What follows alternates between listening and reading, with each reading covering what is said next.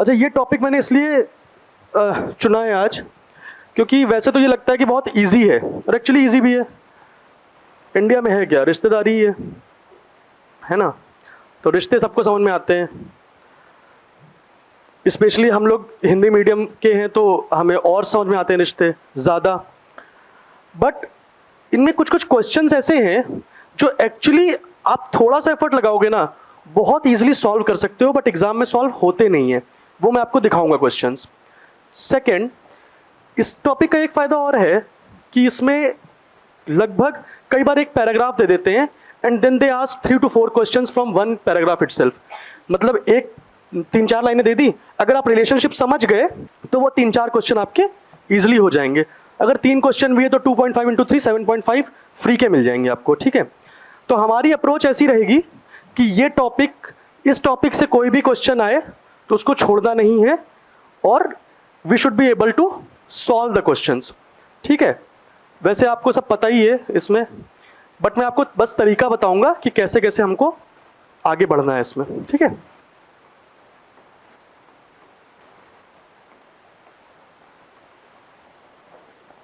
ठीक है,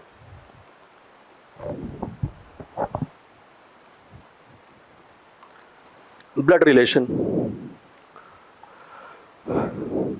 हमारे सीसैट के लिए we will consider only 2 genders.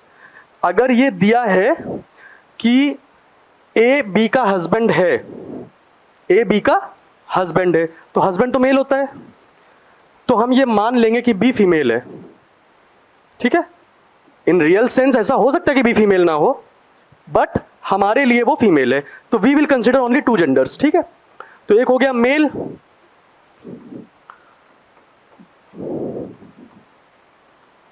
इसको हम बनाएंगे ट्रायंगल से, और जो फीमेल होगी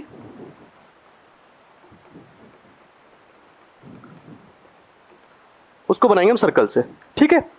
अब अगर मैंने ये लिख दिया ऐसे, इसका मतलब आपने क्या समझा, ए नाम का कोई पर्सन है, वो पुरुष है, मेल है वो, राइट।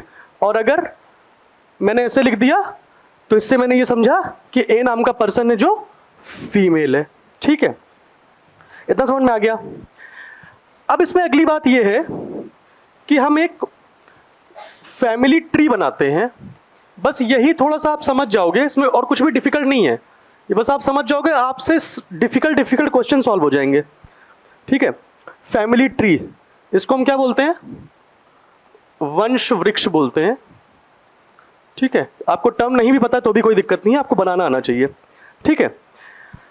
इसमें ये बोलता है कि यार पीढ़ी जानते हो, जनरेशन, जनरेशन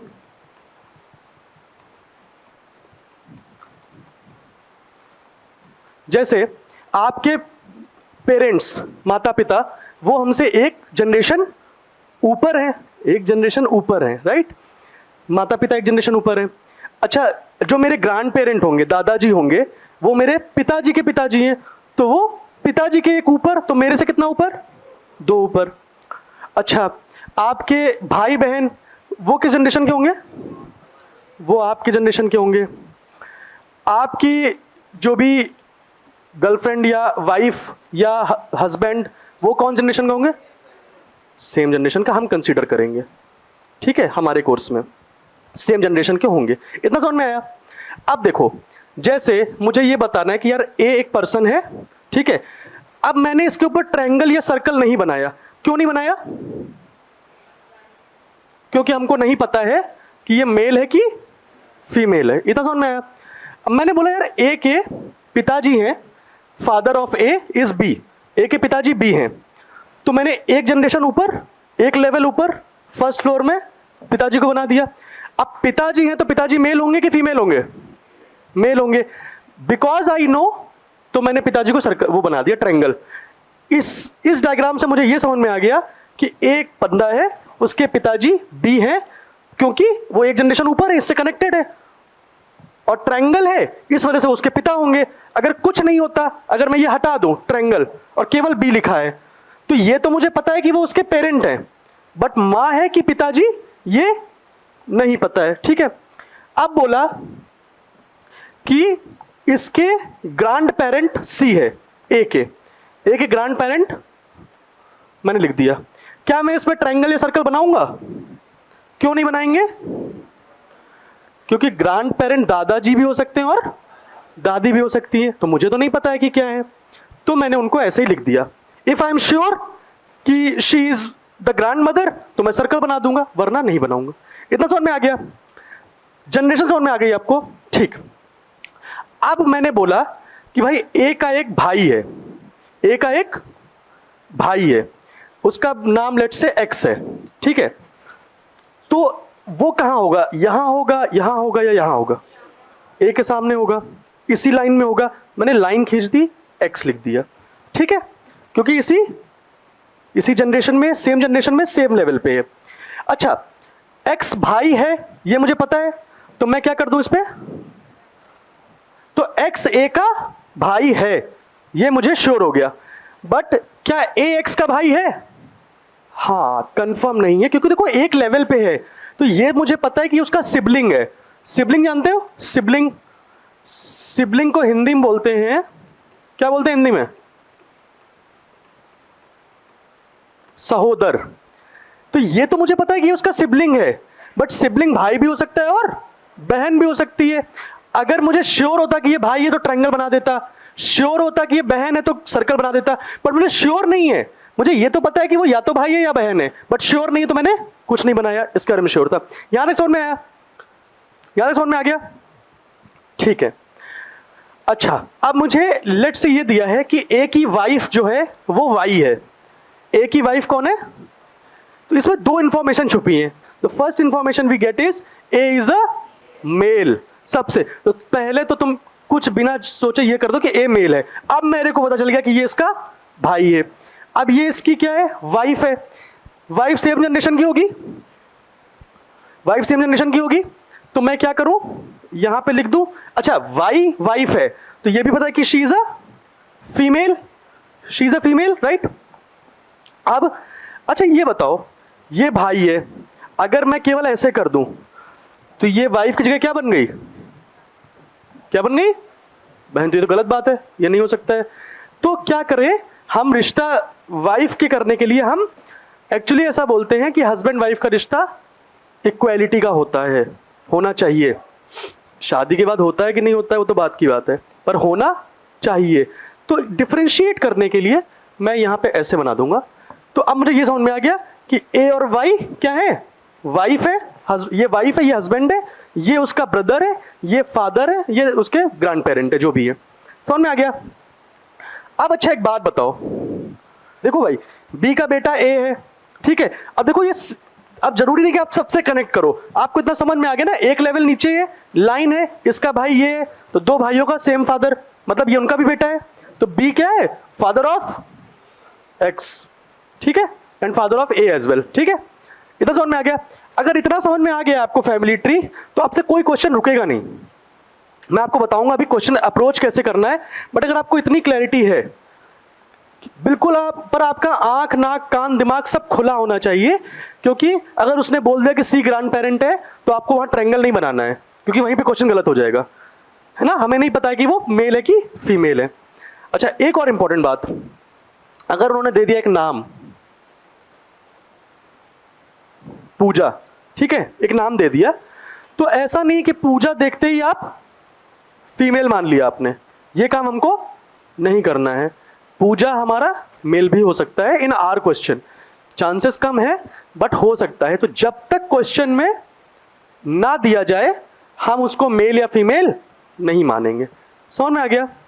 तो बट एनीवे, नाम से आपको ये नहीं करोगे कि भाई ये मेल है कि ये रमेश दे दिया तो रमेश इज अ मेल, जरूरी नहीं है, वो कुछ भी हो सकता है, ठीक है?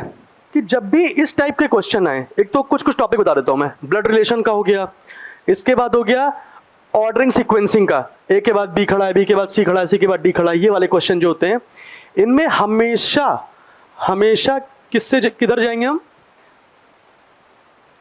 नोन टू अननोन, ठीक है? अब नोन टू अननोन से मेरा क्या मतलब है? मान लो पहला स्टेटमेंट उन्होंने दिया कि ए बी का भाई है, ए बी का भाई है, तो मैंने भाई लिख दिया ए बी का भाई है। इस पे कुछ बनाऊंगा, और इस पे कुछ बनाऊंगा सर्कल या ट्रायंगल, क्योंकि मुझे नहीं पता है कि ए भाई है कि सॉरी बी भाई है कि बहन है, इसका भाई पता है मुझे। अगला स्टेटमेंट दे दिया उन्होंने, सी डी की बहन है, सी डी की बहन है, और फिर उसका अगला स्टेटमेंट दे दिया ए के पिता एक्स है। अगला स्टेटमेंट दे दिया सी डी बहनें हैं, और उसका अगला स्टेटमेंट दे दिया ए के पिता एक्स है। ठीक है, अब आपने पहला ये स्टेटमेंट पढ़ा, अगला स्टेटमेंट आपने ये पढ़ा, तो आप कंफ्यूज हो गए कि अरे यार ये सी डी तो दिया नहीं हुआ है। तो आप सारे स्टेटमेंट्स को छोड़ते चले जाओ जब तक कोई आपको जाना पहचाना नहीं मिल रहा है जिसका आप डायग्राम बना चुके हो। शुरू जब आपने कर दिया है तो उसी से रिलेटेड ढूंढना है। जैसे मिल गया आपको ए के पिता एक्स हैं, तो तुरंत आपने यहां पे एक्स बना दिया। ये दो स्टेटमेंट ये हो गया, इसका काम हो गया, ये वाला स्टेटमेंट बचा है, इसको आगे देखेंगे। समझ में आ गया? नोन टू अननोन, जो आपको जानते हो, ए बी के बारे में पता है तो पूरे ढूंढ डालो पहले, ए बी से रिलेटेड कुछ है क्या, बी से, अगर बी से रिलेटेड सी है तो बी सी बना दिया, फिर सी से रिलेटेड है तो बनाते जाओ। बट इसमें परेशान नहीं होना कि अरे ये नए कैरेक्टर कौन से आ गए, वो सारे कैरेक्टर एट द एंड आपस में कनेक्ट हो जाएंगे वो। ठीक है, तो कुछ कुछ रिश्ते हैं यार, देखो आपको सब पता ही होंगे रिश्ते, आपको मन करे तो लिख लेना, बता दो यार क्या क्या होता है। भाई सबको ही पता है, ठीक है, भाई बहन ये सब तो सबको ही पता ही है। सिबलिंग एक लिख लो, क्योंकि ये सहोदर अगर हिंदी में लिख के आ गया तो ये लिख लो आप, सिबलिंग। इसका होता है भाई या बहन, रियल ब्रदर या सिस्टर, सगा भाई या बहन। ठीक है, ये एक लिख लो टर्म। उसके बाद मामा, मामा क्या होता है, माँ के माँ का भाई। ठीक है, और चाचा क्या होता है, पिता के भाई। तो ये दोनों को इंग्लिश में सेम अंकल ही बोलते हैं, हिंदी में अलग हो जाता है। ठीक है, फिर मौसी क्या हुई, माँ की बहन, और बुआ क्या हुई, पिता की बहन, और इंग्लिश में दोनों को आंट बोलते हैं। ठीक है, जीजा क्या होता है, और दामाद क्या होता है, तो दामाद को हम बोलते हैं इंग्लिश में क्या बोलते हैं, सन इन लॉ, और जीजा को क्या बोलते हैं, ब्रदर इन लॉ। और साला क्या होता है, वाइफ का भाई, वाइफ के भाई साला। तो साला और जीजा ये दोनों ही ब्रदर इन लॉ होते हैं इंग्लिश में। ठीक है, तो इंग्लिश में ये ब्रदर इन लॉ हो गए दोनों। सिस्टर इन लॉ क्या होता है, हाँ भाभी हो गई, या फिर साली, साली जो होती है वो भी क्या होगा, सिस्टर इन लॉ होगी। इतना आपको तो पता ही है। ग्रैंड पेरेंट, ग्रैंड मदर पता ही है, दादा दादी। अच्छा, इंग्लिश में जो होता है वो होता है, अच्छा दादा दादी को क्या बोलते हैं इंग्लिश में, है? अच्छा, और नाना नानी को क्या बोलते हैं, हाँ, तो उसको डिफरेंशिएट करने के लिए इंग्लिश में बोलते हैं पैटर्नल ग्रैंडफादर, और उसको क्या बोलते हैं, मैटरनल। ठीक है, तो ये हो गए दादाजी और ये हो गए नाना जी। ठीक है, अच्छा भतीजा क्या होता है, भाई का बेटा, भतीजा। तो भतीजे का क्या लिखते हैं, इंग्लिश क्या होती है, नेफ्यू, NEPHEW। देखो मैं बोल देता हूं भाई, तुम्हें राइटिंग ना समझ में आए कहो, है ना। ये हो गया भतीजा। और भाई की बेटी को क्या बोलते हैं, भतीजी, उसकी क्या होती है, नीस। और बहन के बेटे को क्या बोलते हैं, भांजा। और बहन की बेटी को भांजी। उसका ये क्या होता है, सेम होता है इंग्लिश में। ठीक है, हिंदी में, हिंदी वालों के पास बहुत काम था, उन्होंने अलग अलग सबका निकाल दिया है। ठीक है, तो इतना तो आपको समझ में आता है। अगर इतना आपको टर्मिनोलॉजी क्लियर है ये, वरना आप मन में इमेजिन कर लेना, एग्जाम टाइम में मत करना, गुस्सा उस्सा ना आ जाए देख के, है ना। बट ये रिश्ते अगर आपको समझ में आते हैं तो क्वेश्चन आपका इजीली हो जाएगा आपसे। ठीक है।